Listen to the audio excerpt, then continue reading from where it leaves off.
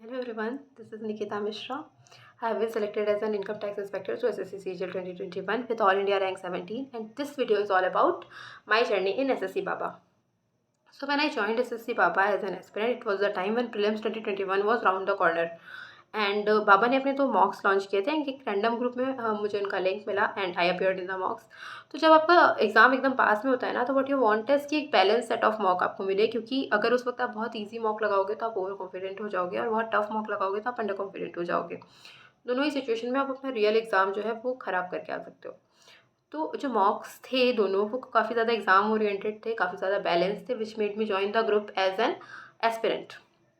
After joining the group as an aspirant means के दौरान हम लोगों ने एक व्हाट्सएप ग्रुप क्रिएट किया, जिसमें जो भी डिलीजेंटली पढ़ना चाहते थे बच्चे वो सारे ऐड थे, एंड एसएससी बाबा एडमिन्स वर देयर। बाबा ने अपने खुद के मॉक्स लॉन्च कर दिए थे, खुद का प्लेटफॉर्म लॉन्च करके मेंस के लिए। तो हम लोग प्लान करके वही मॉक्स देते थे, एंड साथ में उसके बाद उसका स्कोर डिस्कस करते थे, एक दूसरे से शेयर करते थे। एंड उसके बाद जो क्वेश्चन हमसे गलत हुए होते थे वो हम आपस में डिस्कस करते थे, एंड जो भी प्रॉब्लम आ रही होती थी हमें वो हम एडमिन से डिस्कस करते थे। सो जो सेट ऑफ मॉक्स था 20, वो बहुत ही बैलेंस्ड सेट ऑफ मॉक्स था। लाइक उसमें टफ सेट्स भी थे, मॉडरेट भी थे एंड ईजी भी थे। एंड मेरी पर्सनल प्रॉब्लम ये थी कि हम टफ और मॉडरेट में अच्छा परफॉर्म करते थे, एंड ईजी वाले में I use to underperform. कुछ भी like lack of calmness, lack of attention हो जाता था, जिससे कि जो सिली मिस्टेक्स हैं वो बहुत ज़्यादा होती थी।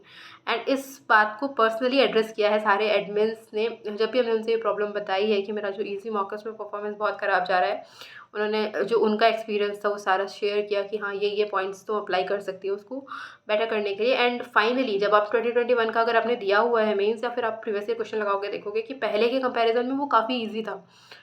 तो पॉसिबिलिटी ये थी कि अगर हमने इतनी प्रैक्टिस नहीं की होती, इतने बैलेंस सेट ऑफ मार्क्स नहीं लगाए होते, या इतना डिस्कशन एडमिन से नहीं हुआ होता, तो हम वो मैसअप करके आते।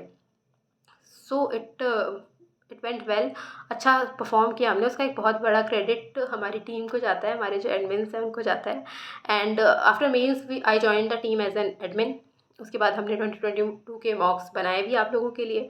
एंड जब हम लोग मॉक क्रिएट कर रहे होते हैं ना, तो हमारा जो मेन गोल ये होता है कि जो गलतियाँ हमने की हैं वो आप ना करें। जो भी एक्सपीरियंसेस हमारे हैं वो हम आप तक प्रोवाइड कर सकें, जैसे कि मैथ्स में जो बेस्ट पॉसिबल सॉल्यूशन है हम वो डालने की कोशिश करते हैं। सिमिलरली रीजनिंग में भी जो शॉर्टेस्ट अप्रोच है हम वो इंट्रोड्यूस करने की कोशिश करते हैं।